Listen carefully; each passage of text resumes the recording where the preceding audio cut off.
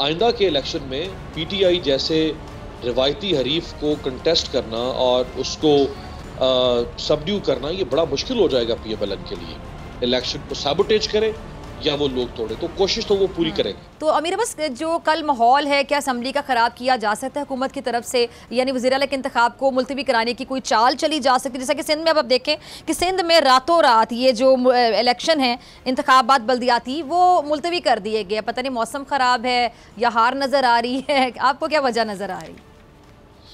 देखिए, supreme court का चूंकि ये फैसला है कि 22 जुलाई को लीडर ऑफ द हाउस का इलेक्शन होगा, सो अगर तो ये कोई गड़बड़ करते हैं और इलेक्शन को 22 से 23, 24 किसी और दिन पे ले जाने की कोशिश करते हैं, तो बज़ाहिरन अगर आप spirit of the decision of supreme court देखें तो ये कंटेम्प्ट ऑफ कोर्ट होगी वेरी क्लियरली। इस पे कोई एम्बिग्विटी कम अज कम मुझे नहीं है, लेकिन करने को कर सकते हैं ये। पहले भी जब हुआ था चीफ मिनिस्टर का इलेक्शन, उस वक्त भी इसी तरह का माहौल बन गया था, अभी भी वो कर सकते हैं, क्योंकि उनके लिए ये बहुत सिग्निफिकेंट है इस इलेक्शन को जीतना, यानी चीफ मिनिस्टर बनना।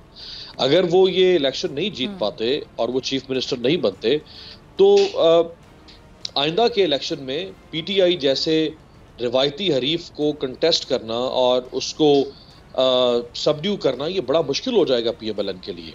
और उनका अपना जो पॉलिटिकल सर्वाइवल है वो है ही इस बुनियाद के ऊपर कि वो पंजाब जो उनकी सपोर्ट बेस है, पंजाब जहां उनका पीएमएलएन का न्यूक्लियस ऑफ पॉलिटिक्स है पंजाब, जब वो अपने न्यूक्लियस को अगर वो किसी और के हवाले कर देंगे तो उनकी पार्टी, उनकी पॉलिटिक्स सर्वाइव नहीं कर पाएगी। और खासतौर पे जितनी पोलराइजेशन हो चुकी है, और 17 जुलाई का जो रिजल्ट हमारे सामने है इलेक्शन का, जिसमें लैंडस्लाइड विक्ट्री इमरान खान साहब ने हासिल की है डिस्पाइट ऑफ ऑल ऑड्स और इतनी मुज़ाहमत के बावजूद।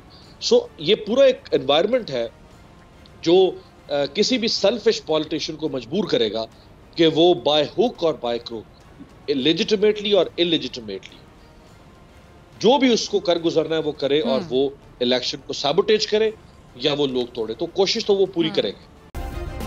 सब्सक्राइब करें और बेल दबाएं ताकि कोई खबर रह न जाए।